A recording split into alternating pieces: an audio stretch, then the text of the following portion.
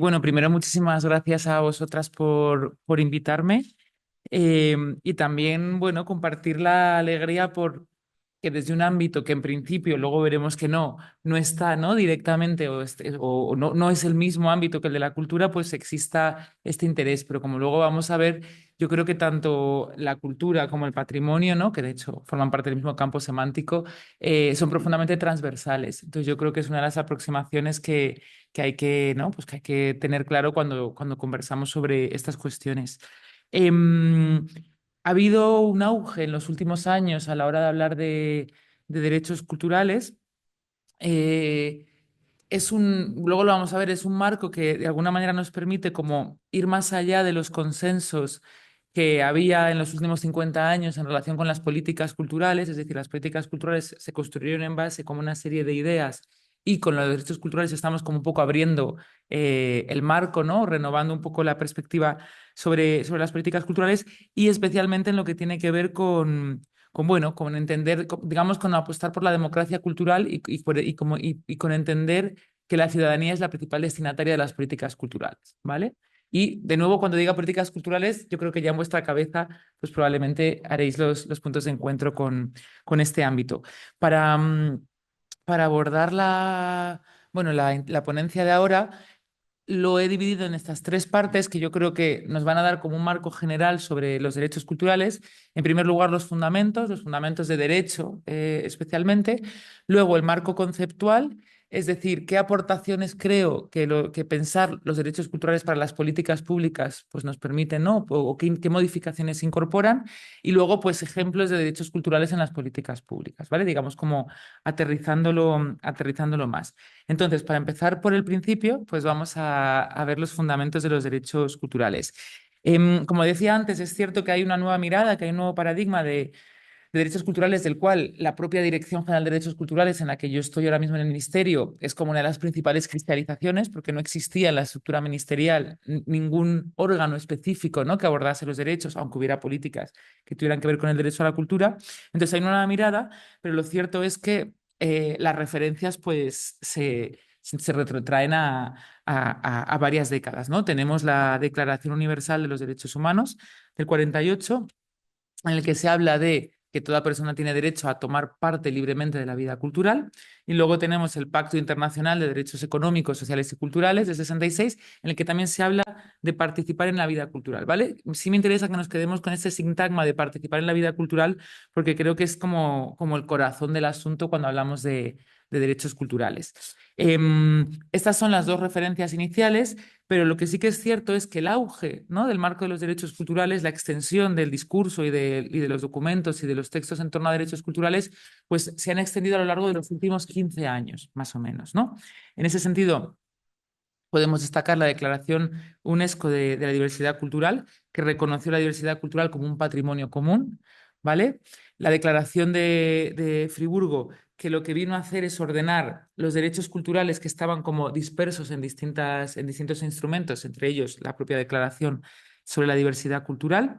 Luego, la observación número 21 para la interpretación del artículo 15 del Pacto Internacional de Derechos Económicos, Sociales y Culturales que acabamos de ver, que fue muy útil porque, por un lado, dotó de carácter justiciable a los derechos culturales, pero además también estableció como un protocolo para orientar a las administraciones sobre cómo aplicar esos derechos y cuáles eran esos derechos. O sea, realmente este texto es muy, muy clarificador, o sea que yo recomiendo su lectura sin duda. También en torno a 2009 se creó la figura de la relatora especial de la ONU en el ámbito de los derechos culturales. Hasta ahora ha habido tres relatoras que lo que hace es hacer informes en este ámbito, ¿no? Pues como hay relatoras de derechos humanos, de derechos de la infancia, pues se creó una categoría específica para derechos culturales. Tenemos también la Carta de Roma, que lo que habla un poco es, bueno, pues cómo los derechos culturales contribuyen a la organización de la vida de las ciudades, y en la Declaración de Mundial hace 2 años, que sabéis que es el gran encuentro de las políticas culturales que se celebró en el último, antes de este, en 1982 y luego en 2022, es decir, 40 años después, ¿vale? Entonces fue México y fue realmente un hito y una puesta a punto de los discursos, ¿no? y de las políticas en el ámbito de la cultura, y entonces se reconoció explícitamente la responsabilidad y la misión de garantizar los derechos culturales de la ciudadanía. Em, la Constitución española también es otro fundamento, el artículo 44. Es verdad que yo soy un poco crítica con cómo la Constitución recoge, ¿no?, el derecho a la cultura, porque veis que hablan de promover y tutelar el acceso a la cultura. Como veremos luego, en realidad la cultura no necesita ninguna tutela, porque son capacidades que los seres humanos tenemos, ¿no?, como luego vamos a ver. Entonces, bueno, yo creo que este artículo sería uno de los necesarios a modificar en caso de que en algún momento dado se modificación de la Constitución, y también por el lugar en el que está, porque está en la sección tercera de los derechos fundamentales, que son principios rectores de la política social y económica, es decir, que no tienen un carácter realmente vinculante como el derecho a la vivienda, es decir, se necesitan leyes de desarrollo que realmente los garanticen, y bueno, como en la vivienda, pues realmente su eficacia está muy limitada. Pero es uno de los fundamentos, o sea, digamos, es uno de los fundamentos jurídicos que tenemos que tener. Además de los instrumentos internacionales y de la propia Constitución, también en el ámbito legislativo ha habido muchos avances en los derechos culturales o las leyes generales de cultura, porque hay leyes sectoriales, ¿no?, ley de patrimonio, ley de cine, ley de libro, y luego las leyes generales de cultura que tienen un enfoque pues mucho más holístico, y cuando se enfocan desde los derechos culturales, pues mucho más incisivo. América Latina es realmente pionera en el desarrollo de discursos y de legislaciones sobre derechos culturales. Pero en España tenemos, por un lado, la primera, que fue la Ley de Navarra, Derechos Culturales del 2019, que se acaba de modificar para incorporar cuestiones referidas a inteligencia artificial y otras cuestiones. Y luego, hace también un año, la Ley del Sistema Público de Cultura en Canarias, que yo creo que como aquí estáis de distintos lugares, pues probablemente también os, os suenen. Si la Ley de Navarra lo que hacía era como identificar los derechos y establecer algunos tipos de garantías, la Ley del Sistema Público lo que hace es pensar cuál es la estructura administrativa, ¿no?, y cuáles son las garantías de planificación presupuestaria, que en la de Navarra también, no, en la de Navarra no está presupuestaria, es decir, garantizar el 2 por mínimo, el 2% del presupuesto de las comunidades autónomas a políticas culturales. Entonces, no es tanto como enfocarlo desde el punto de vista de cuáles son los derechos, sino cuáles son las estructuras administrativas, cuál es el sistema, como podría ser como es en educación, en salud o en dependencia, que permite garantizar los derechos. Entonces, bueno, las dos yo creo que son muy interesantes. En Cataluña se está ya trabajando en el anteproyecto de ley. País Vasco también está trabajando en una. Entonces, bueno, cada vez como que va habiendo más extensión de las legislaciones.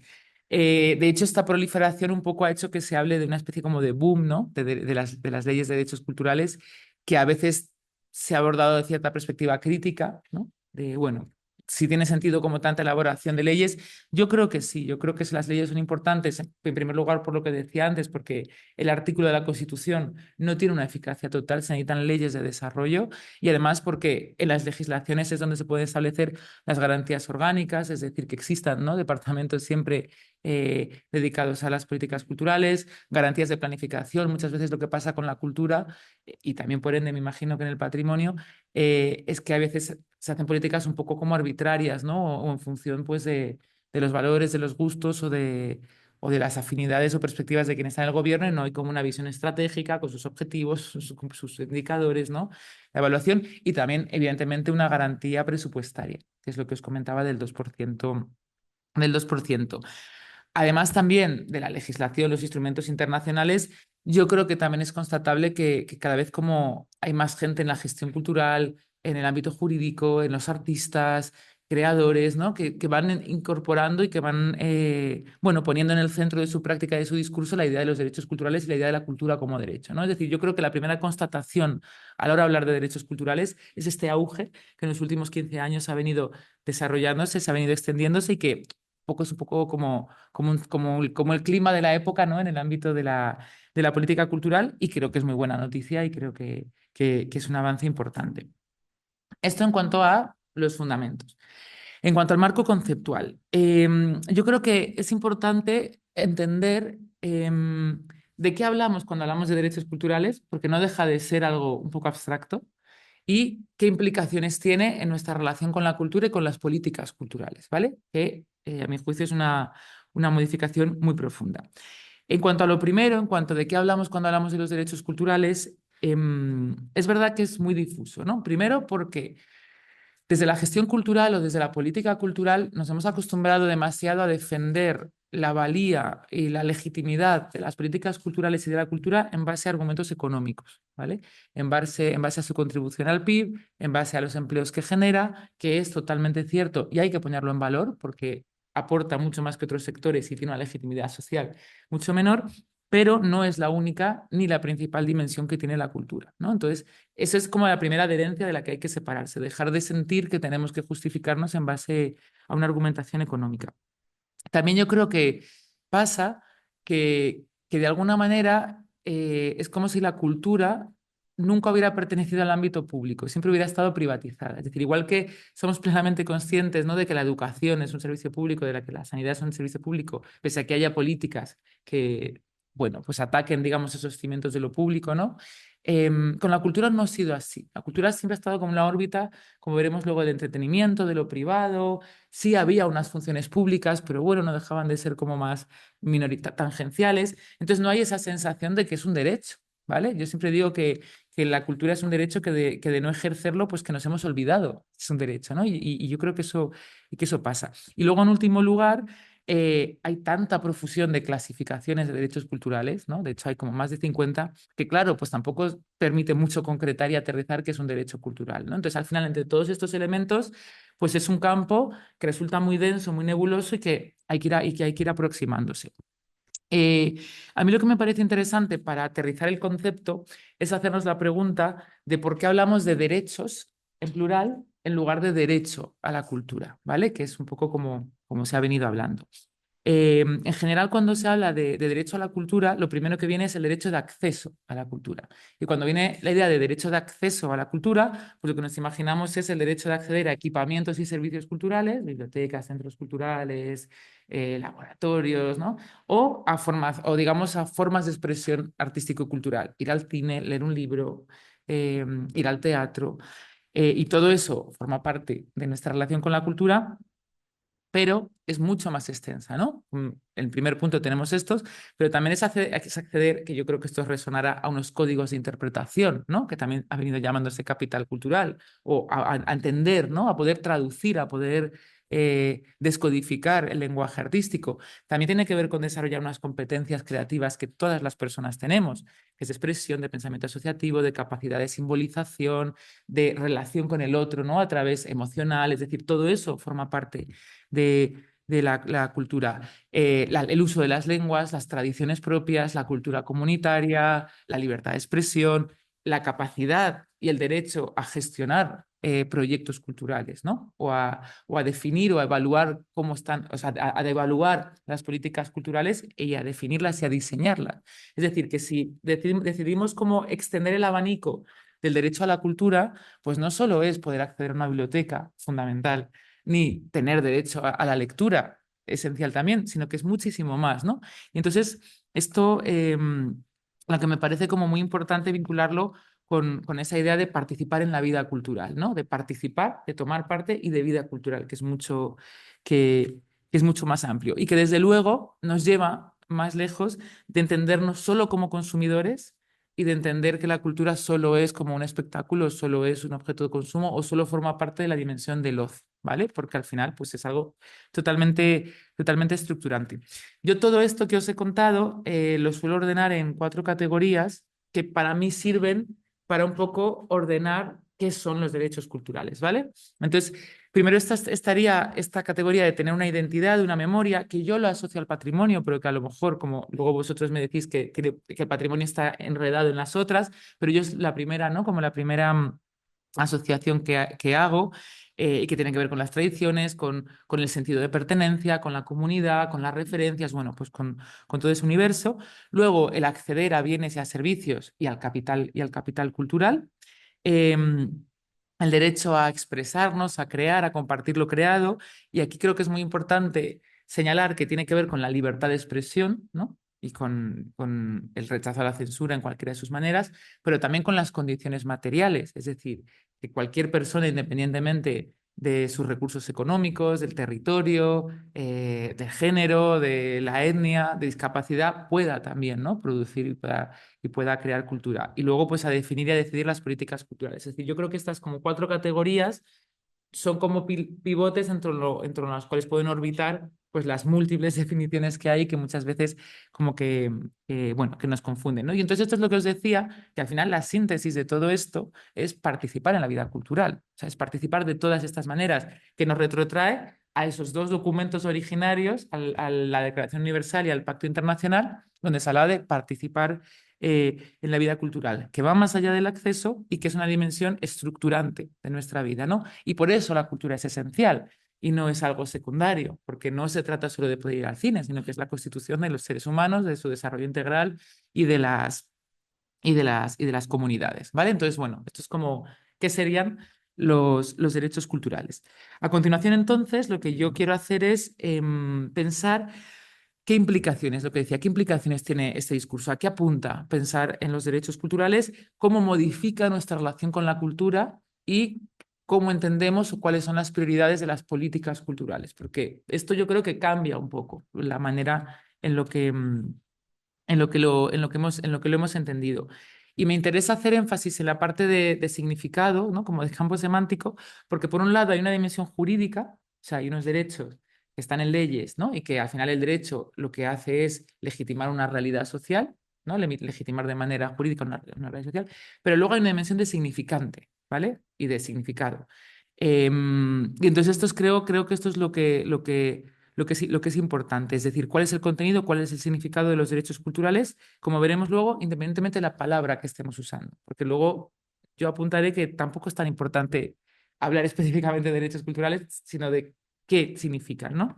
Los derechos culturales. Entonces, en ese sentido, creo que los derechos culturales nos abren como a dos grandes campos de reflexión y de cuestionamiento de lo existente. Uno, la noción de cultura y el rol social de la cultura, y dos, el enfoque y las prioridades de las políticas culturales, ¿vale? Si nos vamos con la noción de cultura, bueno, yo siempre digo de manera simplificada, pero creo que nos sirve, que como que nos movemos en una dicotomía en relación con la cultura, ¿vale? Por un lado tenemos como un concepto civilizatorio que viene de la Ilustración, ¿no? De la cultura como algo elevado, que nos hace buenas personas, que es como esta cosa de alimento del espíritu, ¿no? Una aproximación como moral, de alguna manera, a la cultura, que además tiene una perspectiva bastante paternalista y como que es para especialistas, que hay que estar preparada para poder realmente como entender, lo estoy exagerando, ¿vale? Pero bueno, para entender lo cultural, ¿no? Que es por eso pongo esta imagen, una sacralización de la cultura. Y por otro lado tenemos su reverso, que es la cultura como mercancía, como objeto de consumo, que aparentemente es lo opuesto, y que además sí que tiene, digamos, como un carácter democratizador respecto a la visión más sacralizadora, pues porque al final el cine, las industrias culturales permiten que más personas se relacionen con la cultura, pero a costa de relegarla al ámbito del ocio, del entretenimiento, ¿no? Y de esas esferas de nuestra vida. Esta dicotomía yo creo que está presente en el lenguaje común. O sea, cuando pensamos en cultura, pensamos en un museo, ¿no? Como mausoleo, nota a pie de página, ya están, digamos, problematizados los museos, cuestionados, muchísimo más abiertos. Pero bueno, para grandes mayorías de sociales, los museos es algo muy alejado. O si no, pues el cine, ¿no? La industria del libro. Es decir, que en realidad es lo que tenemos en la cabeza y las políticas culturales hasta ahora es donde se han centrado. Es decir, han tenido departamentos y políticas y financiación para el ámbito un poco que yo llamaría patrimonial, que vosotros me cuestionaréis, pero que yo llamaría patrimonial, o al ámbito de las industrias culturales, ¿vale? Y entonces, claro, estas dos ideas, ¿qué es lo que producen las dos? Pues que de alguna manera separar la cultura de la vida cotidiana, ¿vale? Alejarla de nuestra vida cotidiana. La primera porque genera esta distancia, ¿no? Al ponerla en un pedestal, al hacerte sentir que no estás preparado para ello, que hay algo que tienes que saber para entender y que no vas a poder manejar esos códigos. Y la segunda, pues porque al relegarlo al campo del ocio, lo relega a los aspectos secundarios de nuestra vida y por eso también esa idea de que la cultura es algo prescindible. Porque en realidad, a ver, todo el mundo puede prescindir de ir al cine si entendemos que únicamente es un momento de ocio en nuestra vida, ¿no? Entonces, atrapada entre estas dos ideas, pues la cultura deja de ser percibida como esa herramienta, como ese lenguaje, ¿no? Como esa capacidad que tenemos todas las personas para interpretar la realidad, para poder intervenir en ella y para poder transformarla, ¿vale? Que es algo de lo cual pues todas las personas somos capaces. Entonces, con los derechos culturales, de alguna manera, como que podemos desacralizar y desmercantilizar la cultura, ¿no? Y abrirnos como a otro paradigma que es el que a mí me parece muy interesante, que es el de entender la cultura como algo ordinario. Este concepto de ordinario lo acuñó, lo propuso Raymond Williams, que tiene un texto muy interesante que se llama La cultura es algo ordinario, que está en internet y que os lo podéis leer. Entonces, claro, ordinary, ¿no? Del inglés se traduce como común y común apela tanto a lo que es compartido, la cultura es fundamentalmente algo colectivo, ¿no? Sea desde incluso cuando escribes en tu pequeña habitación, hay una vocación, ¿no? De ir hacia otro lugar, o cuando lees en tu pequeña habitación hay una conexión con algo más allá de ti.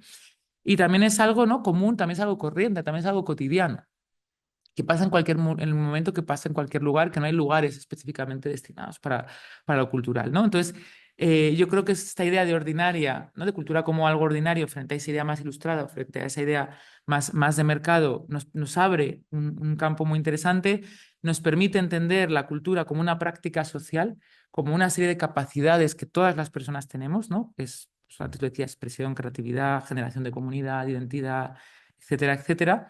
Y también nos da una nueva visión del acceso a la cultura, que no solo se trata de conocer obras universales, ¿no? Ni una experiencia de consumo, sino que es el reconocimiento de unos derechos que son indispensables para el desarrollo integral del ser humano a nivel individual y a nivel colectivo. Entonces, creo que esto es como cómo cambia los derechos culturales pensar la cultura y, por lo tanto, su rol social, ¿no? Y luego, en segundo lugar, bueno, este es el texto de Williams, que se me ha olvidado, aquí lo tenéis. Y bueno, todo esto es lo que os he contado ahora, que se me ha olvidado pasar las diapositivas. Y luego, enfoque y prioridades de política cultural. Vale, pues aquí un poco creo que con los derechos culturales podemos romper o podemos modificar, o sea, yo tampoco soy, no me no me parecen interesantes las impugnaciones a la totalidad, ¿vale? Pero sí creo que las cosas hay que ensancharlas, desplazarlas y ampliar los lugares, ¿no? Digamos, como el status quo. Entonces, con los derechos culturales sí que podemos superar un paradigma de acción pública en cultura que lleva varias décadas, en concreto 50, 60 años, incluso bueno, pues nos podemos remontar al Ministerio de Cultura de Malraux francés del 49, que ha tenido cosas buenas, porque la institucionalización de la cultura lo que ha hecho es asumir una responsabilidad pública en relación con la cultura y las políticas culturales, y ha ampliado el acceso a la cultura respecto a lo que había antes, o sea que yo creo que eso es algo que hay que reconocer, pero que ha demostrado grandes límites, ¿vale? Grandes límites. En primer lugar, en garantizar el acceso a la cultura. Acceso, cuando digo acceso, todo lo que he dicho antes, ¿vale? Lo que pasa es que como es más fácil usar una palabra que mil, pero esa es la idea la de acceso, ¿no? Participación. Entonces, ha limitado, no ha podido garantizar el acceso a la participación cultural a mayorías sociales, porque en realidad lo que están haciendo las políticas culturales ahora es redistribuir recursos culturales entre quien ya tienen acceso a la cultura. Hay un libro también muy interesante que se llama La cultura es mala para ti, que cuenta cómo quien asiste a actividades culturales en general es gente que viene del mundo de la cultura, es decir, que la mayoría de gente no va a actividades culturales. Hay otro informe del Arts Council que también revela que las actividades que se financian con fondos públicos llegan al 15% de la población, y dentro de ese 15%, el 2% de rentas altas y más altas. O sea que realmente hay una brecha social en relación con las políticas culturales y las mayorías sociales. Y entonces incluso no están sirviendo como para eliminar la desigualdad social en relación con la cultura, sino que incluso para ampliarla un poquito más. Y luego, por otro lado, tampoco han sido políticas que, aunque hayan estado centradas en el sector, como luego veremos, han servido para dinamizar ni para fortalecer la cultura como sector económico, ni garantizar los derechos de los trabajadores culturales, ni hacer un ecosistema como sostenible, ¿no? Em, Esto es, o estas políticas, ¿no? Yo creo que han tenido este límite, fundamentalmente, bueno, pues por cuatro cuestiones, ¿no? Que puedo resumir en estas cuatro ideas. En primer lugar, porque se ha subalternizado la cultura para dinamizar otras políticas que tienen un carácter más bien extractivo, como puede ser el turismo, como puede ser la construcción. Se han construido museos por todo el territorio español, que muchos de ellos pues, son contenedores vacíos que no tienen recursos, ni personal, ni tienen nada. Lo mismo con el turismo, la cultura siempre se usa como para, ¿no? Como una especie de materia prima para dinamizar el turismo. Me imagino que con el patrimonio también pasará igual, cuando en realidad está demostrado que en realidad quien produce más bienestar social y quien, por ejemplo, genera empleos más cualificados es la cultura, no el turismo. Pero en todo caso, las políticas, o sea, la cultura siempre ha servido para dinamizar otra política, no ha sido como un objetivo en sí mismo. En segundo lugar, ha tenido un enfoque principalmente sectorial y es importante que las políticas culturales atiendan a las condiciones del sector profesional, o sea, es esencial y, por ejemplo, en el Ministerio estamos trabajando en el Estatuto del Artista, que algunas conoceréis, para realmente que la legislación se adapte a la especificidad del trabajo cultural, porque tiene una especificidad. Pero sí que es cierto que los principales interlocutores con la administración han sido los sectores profesionales o cuando se hacen consejos de cultura están compuestos por los representantes de las asociaciones profesionales, en lugar de entender que el principal destinatario de una política cultural es la ciudadanía, como pasa con la salud o como pasa con la educación, en la que es fundamental las condiciones de los profesionales educativos y sanitarios, pero el objetivo último es garantizar un derecho, ¿no? Y esto en cultura de alguna manera se ha hecho una especie de sinónimo entre sector cultural profesional y cultura, cuando en realidad no es así, ¿no? También otra cosa que ha pasado es que se ha priorizado el apoyo a la producción, ¿no? De cosas, o de espectáculos o de eventos, por encima de la mediación cultural, de la educación, de la participación, es decir, de lo que da sentido como al hecho cultural y de lo que lo conecta las prácticas culturales con las mayorías sociales, y se ha centrado mucho más en producir cosas, lo cual a la vez también ha generado una hiperproducción que ni siquiera puede ser absorbida. Esto se ve, yo siempre pongo el ejemplo de las artes escénicas, pero pasa en muchos otros sectores que como las subvenciones son anuales, pues tienen que presentar inventarse un proyecto nuevo cada año para poder financiar el trabajo que están haciendo, porque no existen políticas o existen de manera muy minoritaria que te permiten extender esa producción que haces a lo largo de mucho tiempo, ¿no? Y luego, por último, que creo que es uno de los grandes como malentendidos en relación con las políticas bueno, que se han desarrollado hasta ahora, es entender que la política cultural es hacer una programación, que es generar una oferta de actividades culturales, ¿vale? Y que la existencia de esa oferta, cuanta más oferta haya, más garantizas el acceso a la cultura, sin entender que hay obstáculos, pues como decía antes, económicos, territoriales, étnicos, de género, de discapacidad, etcétera, etcétera, ¿no? Entonces, bueno, yo creo que esos son como los cuatro grandes problemas que han hecho que la política cultural pues haya llegado como a un tope en el cual ya no está realmente garantizando el derecho, ¿no? Y creo que eh, estas políticas tienen la responsabilidad, como decía, de haber hecho un ecosistema pues, que no funcione, que no sea sostenible, pero sobre todo, y creo que es para mí uno de los grandes problemas que tiene la cultura, es el haber provocado un desinterés social por la cultura. Es una cierta falta de relevancia social por la cultura, ¿no? La gente en general tiene la sensación de que la cultura es algo que pertenece solo al sector cultural, a la gente que trabaja en el mundo de la cultura, ¿no? Esa idea también de los subvencionados o de los culturetas, pero no como algo propio.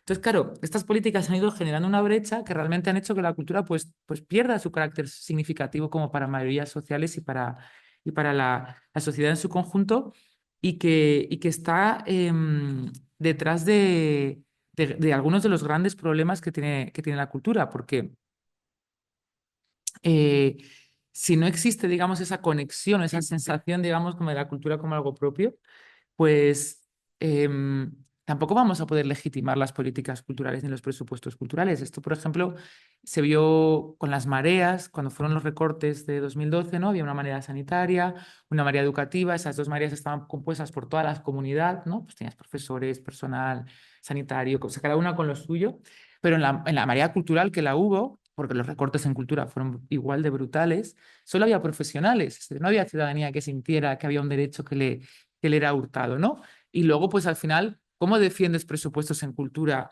si en realidad la gente, pues, le da igual que recorten porque no siente que no siente que le afecta, ¿no? Luego, para la propia sostenibilidad del sector cultural, es decir, si no hay gente que le interese la cultura, que tenga esa curiosidad, que tenga ganas, que sea público, ¿no? Pues tampoco tendrás, o sea, los proyectos culturales vivirán fundamentalmente de la administración, porque no habrá un público que contribuya, ¿no? Aunque siempre sea necesario, en muchos casos, que haya un apoyo público.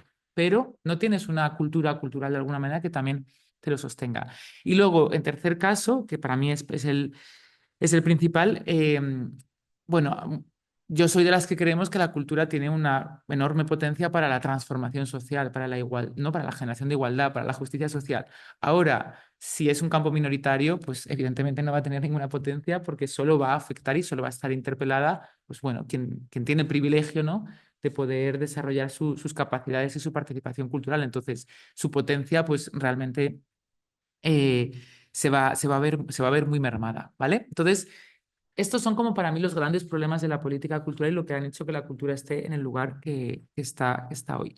Entonces, pensar desde los derechos culturales creo que nos permite romper con este enfoque y, en primer lugar, pensar la cultura y la política cultural con una especificidad, es decir, no como algo subalterno o como un recurso para otras políticas, sino con una especificidad que tiene que tener unos objetivos, que es garantizar el ejercicio de los derechos culturales, que tienen que ser evaluables, que no es una política decorativa, que no es una política arbitraria, que no es una política que se puede improvisar en función de, pues me gusta más el teatro, pues invierto más en teatro y además dentro del teatro me gusta este tipo de teatro, sino que es una política pública como cualquier otra que tiene la misma entidad.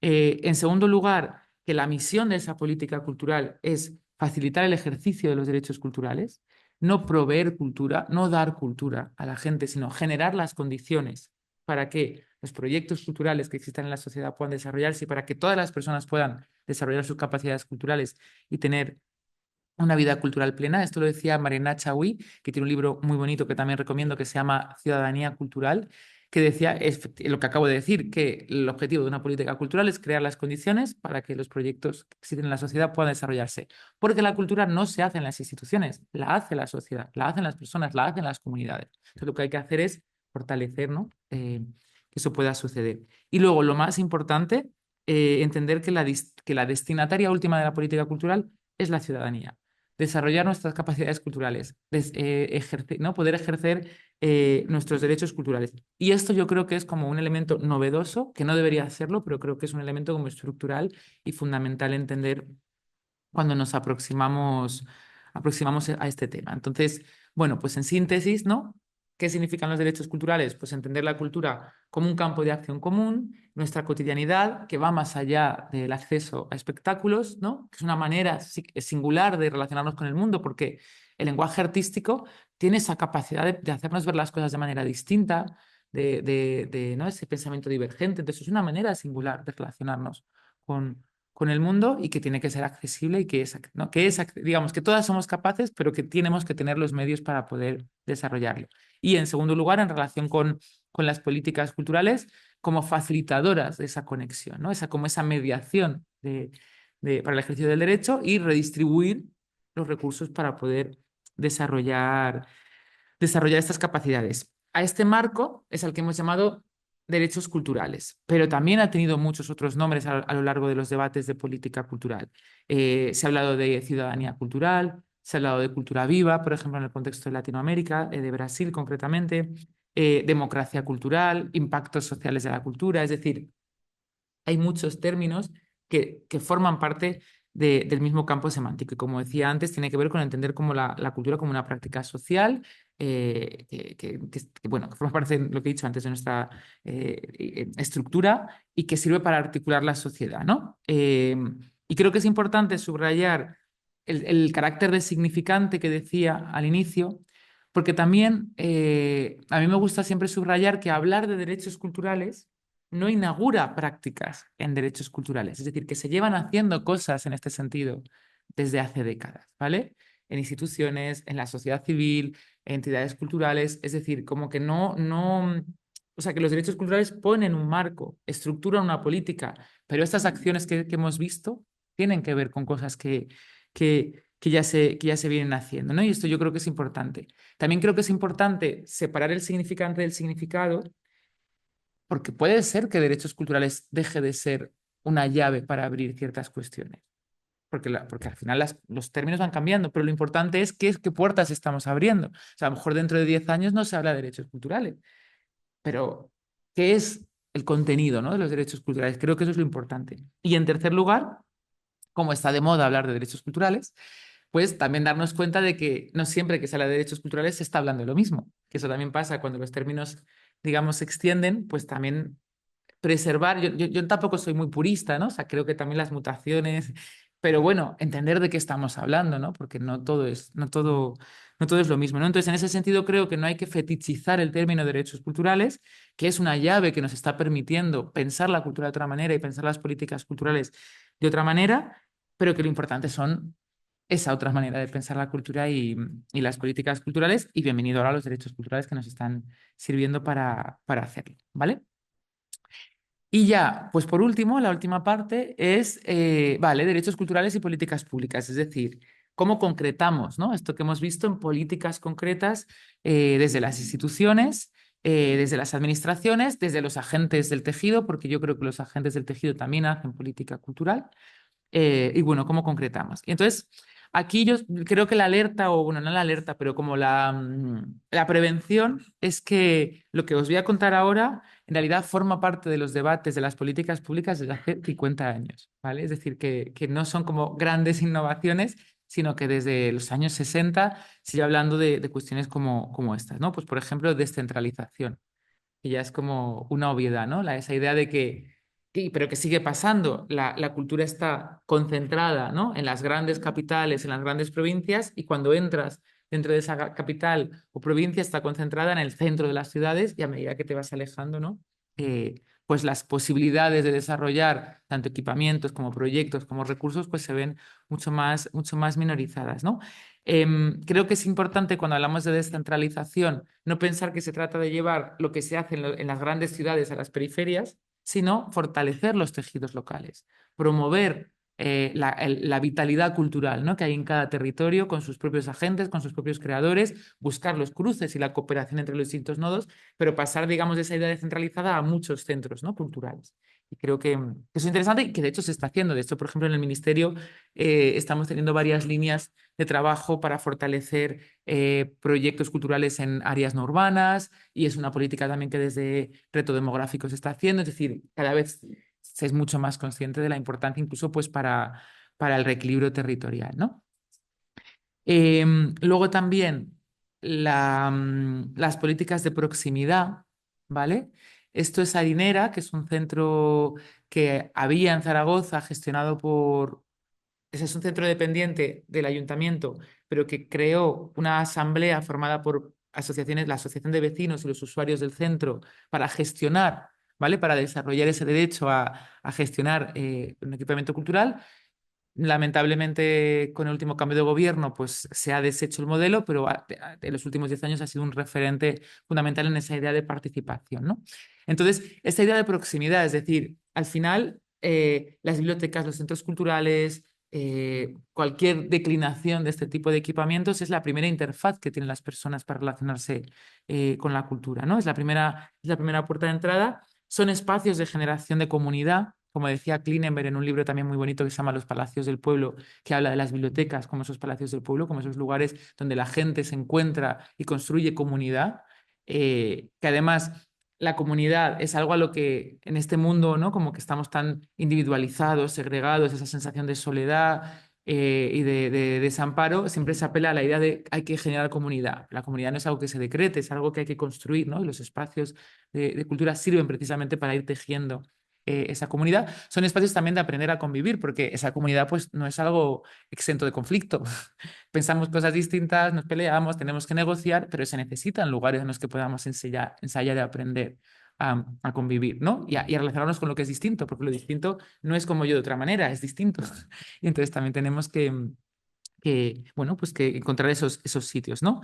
Evidentemente son espacios que necesitan recursos y que necesitan fórmulas de flexibilidad, ¿no? Y de incorporación de la ciudadanía, como por ejemplo ha podido ser Harinera, con modelos de cogestión o modelos de autogestión donde realmente hay una autonomía.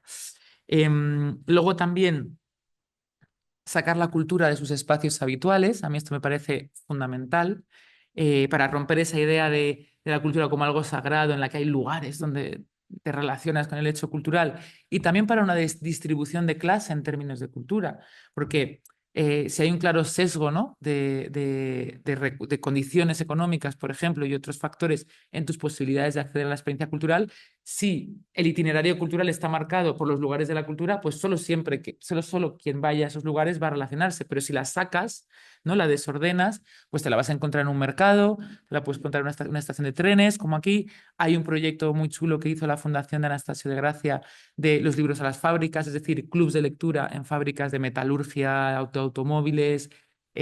Bueno, un poco de desordenar esto para realmente facilitar el acceso, ¿no? Eh, no, vale, sí, ya está. Luego, la siguiente, que es parecida a esta, pero bueno, es distinta, que es la idea de que lo decía al inicio del inicio de la intervención, la transversalidad. Es decir, la cultura no es un compartimento estanco, no es algo que solo tenga que ver con la cultura, ¿vale?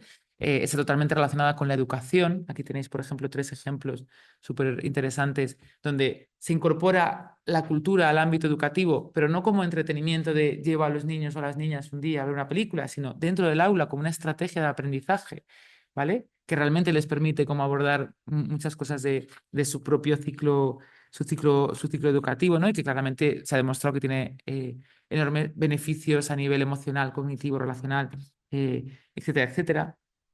En el ámbito sanitario, la Organización Mundial de la Salud en 2019 hizo un informe con muchísimas demostraciones, ¿no? Empírico, en el que se hablaba de la importancia o de los beneficios que tenía incorporar las prácticas artísticas a los entornos sanitarios y de la necesidad de vincular y poner a cooperar las políticas culturales y las políticas sanitarias. Aquí tenéis, bueno, pues algunos ejemplos, hay muchísimos más, que tienen que ver con humanizar la relación que puedan tener los pacientes o los familiares, pero también acompañar al personal sanitario para desarrollar su trabajo, o incluso intervención en variables clínicas. Hay experiencias en las que la música en directo pues de repente va mejorando, ¿no? Pues hay un ejemplo que a mí me encanta, que es de personas con migraña crónica y cómo la escucha de la música les baja el dolor de cabeza más que un analgésico, lo cual ya es una manera de intervenir.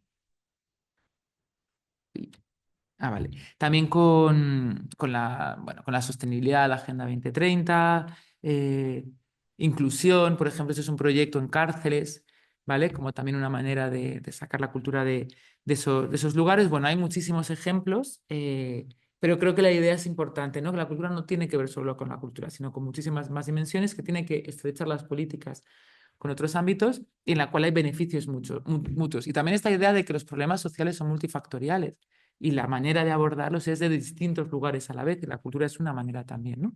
Entonces, bueno, eso. Luego, en relación con el tejido profesional, otras líneas de actuación o bueno, políticas concretas que es importante, creo que tiene que ver con favorecer la independencia y la autonomía del tejido. En cultura suele pasar bueno, que suele haber una injerencia, ¿no? En quién dirige los centros, los equipamientos, qué tipo de programaciones se hace, y eso va generando cadenas de dependencia o las subvenciones también, ¿no? Entonces, claro, genera un tejido muy apresado y muy cautivo de quien en cada momento gobierna, y eso no es bueno para la cultura.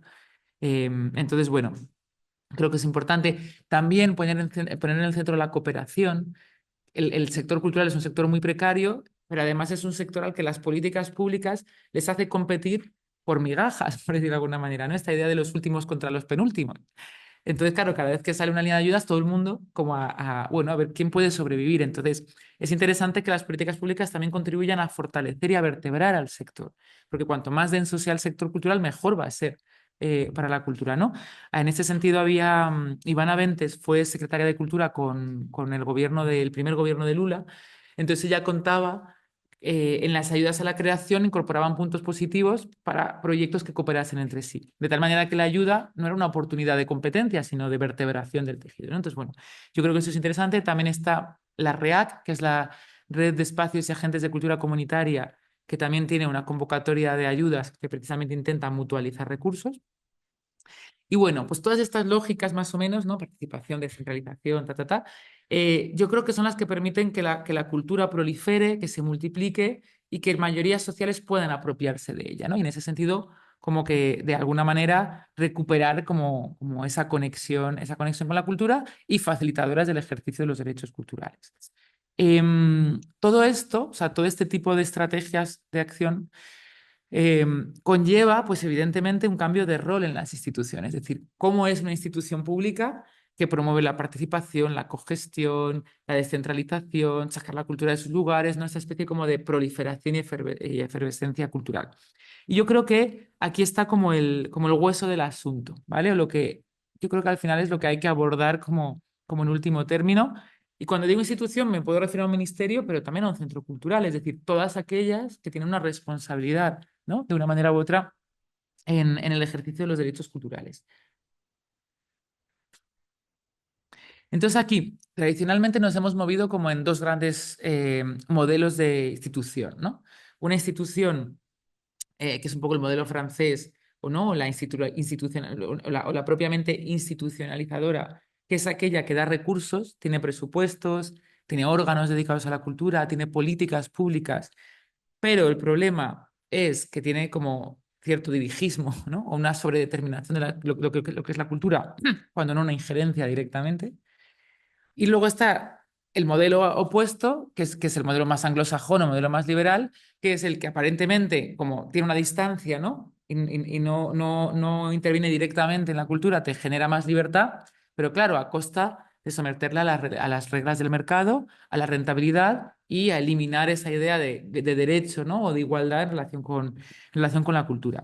Entonces, estos modelos hoy en día están difuminados, pero digamos, su latido forma parte de los modelos actuales. Y al final, esto nos hace plantearnos una disyuntiva que es la de elijo recursos, pero a costa de un cierto dirigismo, o elijo libertad a costa, pues, de una inseguridad, ¿no? Que yo creo que esto también nos puede resonar en cualquier esfera de nuestra vida, pero en cultura, pues es muy claro, ¿no? Y yo creo que aquí la cuestión es que hay que escapar de esa disyuntiva y señalar que esa disyuntiva es falsa. Es decir, no es elegir entre recursos o elegir entre libertad, sino que los recursos tienen que estar para garantizar esa libertad. Es decir, los recursos, ¿no? La financiación pública, el compromiso público, tiene que estar para garantizar la autonomía de los proyectos culturales, del tejido cultural, ¿no? De la vida cultural eh, de las personas. Em, Porque al final cuando pensamos qué significa que la cultura sea un servicio público, ¿no? Pues o si lo comparas con sanidad, educación, bueno, pues sanidad, que la gente tenga centros sanitarios, profesionales, que su salud, ¿no? Tenga tratamientos, diagnóstico, prevención en educación, ¿no? Pues que tenga unas estructuras para desarrollar una serie de competencias educativas, propias y tal.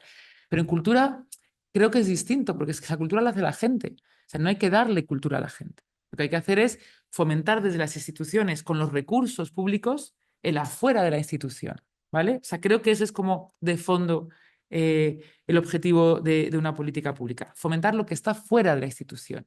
Y ahí es un poco como la idea de que cuanto más desborde la cultura, ¿no? O lo que suceda fuera de la institución, la acción institucional, más éxito, ¿no? Más sabremos que estamos cumpliendo con, con nuestro cometido, ¿no? Y claro, ¿qué hay que hacer para que esto suceda? Y aquí ya es el hueso del asunto. Pues ceder poder y ceder recursos. O sea, esa es la clave de realmente poder avanzar a este modelo, ¿no? Ceder poder y ceder recursos a la ciudadanía para que decida lo que es cultura o no, para desarrollar sus propias prácticas culturales, para gestionar la cultura, para generar comunidades, para autoorganizarse a través de la cultura, para decidir las políticas culturales, para evaluarlas, es decir, ceder poder y recursos para poder desarrollar sus derechos, sus derechos culturales, ¿no? Y claro, pues esto es un problema, porque la política se caracteriza por acumular poder y por acumular recursos. Las instituciones se caracterizan por eso, ¿no? Pero bueno, creo que hay que ponerlo en el centro porque no hay otra manera de realmente de hacer que exista esta proliferación, ¿no? Y esta multiplicación de la cultura. Porque igual que la democracia no existe una democracia real si no hay una distribución de poder y recursos, pues una democracia cultural pasa exactamente lo mismo, ¿no? Entonces, si queremos realmente que haya una reconexión con la cultura, que la cultura, que haya una apropiación por mayorías sociales de la cultura, hay que ceder poder y hay que, y hay que ceder recursos, ¿no? Incluso también diría, creo que me estoy saltando las diapositivas, pero bueno, ya luego no lo sé, luego las paso. Luego las paso. Ceder poder y recursos incluso para que la sociedad tenga capacidad de cuestionar el propio poder, porque al final ¿Qué es la cultura? La cultura abre un campo de imaginar que las cosas que existen pueden ser de otra manera. O sea, en el fondo, yo no creo que la cultura nos haga buenas personas, porque de hecho la historia demuestra que no, pero sí nos permite cuestionar todo el rato lo que existe, imaginar nuevos horizontes de lo posible. Y eso evidentemente pasa por cuestionar el poder, porque el poder es lo que determina lo que existe, ¿no? Y creo que las políticas culturales, en último término, tienen que posibilitar que ese espacio siempre exista, que siempre exista la posibilidad de cuestionar lo que existe, ¿no?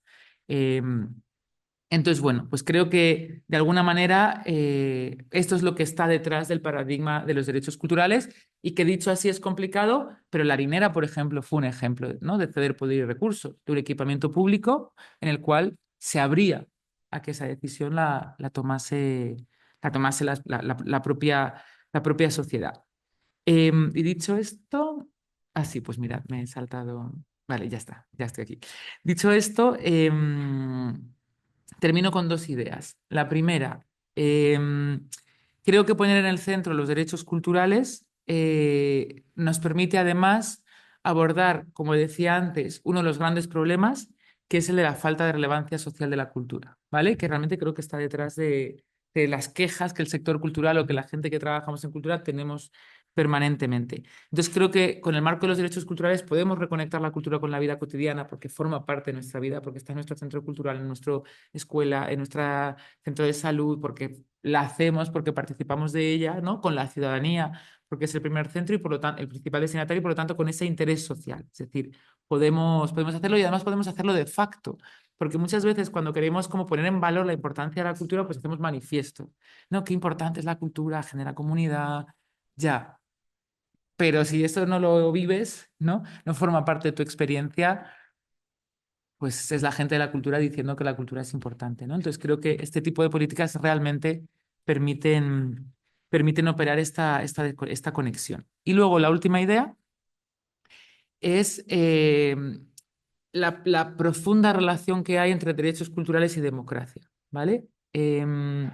Y entre derechos culturales y profundización democrática de nuestras sociedades. Normalmente cuando se habla de derechos culturales se suele decir que, y es verdad, que los derechos culturales son derechos humanos y que son indivisibles, es decir, que forman parte de los derechos humanos igual que el resto de derechos humanos, ¿vale?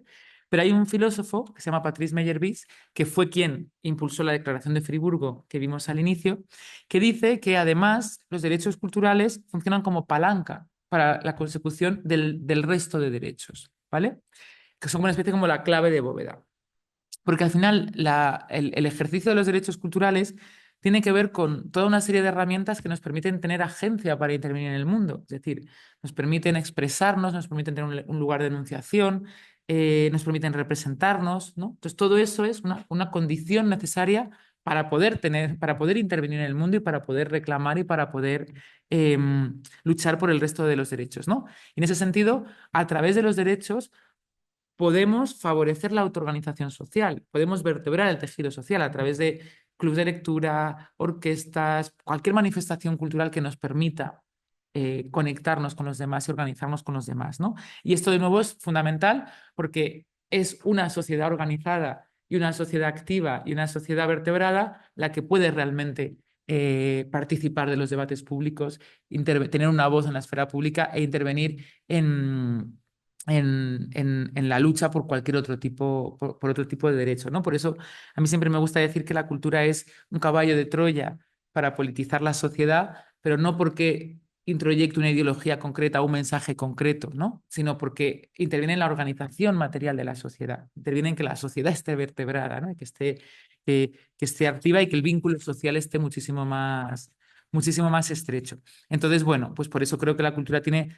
totalmente que ver con los procesos de transformación social, con la ampliación de los derechos de ciudadanía, ¿no? Y con las oportunidades de todas las personas. Y aquí Iván Aventes de nuevo, bueno, pues por eso decía que la cultura está en el centro de la resistencia hacia otro modelo de desarrollo y de radicalización de la democracia, ¿no? Em, Esto es un poco para mí lo que significa como el paradigma de los derechos culturales y su conexión, ¿no? Con otros derechos, pero también hay un sentido de vuelta, y con esto ya sí que termino, y es que, y creo que es muy importante, ¿no?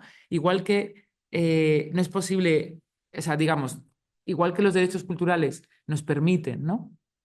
Garantizar y consolidar otros derechos, los derechos culturales tampoco vamos a poder garantizarlos si no hay otros derechos fundamentales que estén garantizados, como es el derecho al tiempo. O sea, si no hay tiempo, todo lo que estamos diciendo, ¿cuándo sucede? El derecho a una vivienda, el derecho a una renta, derecho a los cuidados. Es decir, hay muchos otros derechos que hay que garantizar, ¿no? Y que van de la mano. Por eso, digamos, es como una transformación conjunta. O sea, yo creo que también a la gente de cultura en general, cuando la dimensión de transformación social no está, perdón, al revés, quería decir al revés, mucha gente no entiende que la cultura forma parte de la posibilidad de transformación social y entonces eso creo que hay que convencerlo, pero también hay que convencer a la gente de la cultura que sin otros derechos tampoco se garantiza, ¿no? Entonces por eso, digamos, una justicia cultural está totalmente entrelazada con una justicia social y creo que eso es, bueno, pues algo que hay que entender, ¿no? Que en el fondo pensar los derechos culturales, pues también es pensar la vida y la política en términos de derechos en un sentido amplio. Y ya está. Muchas gracias.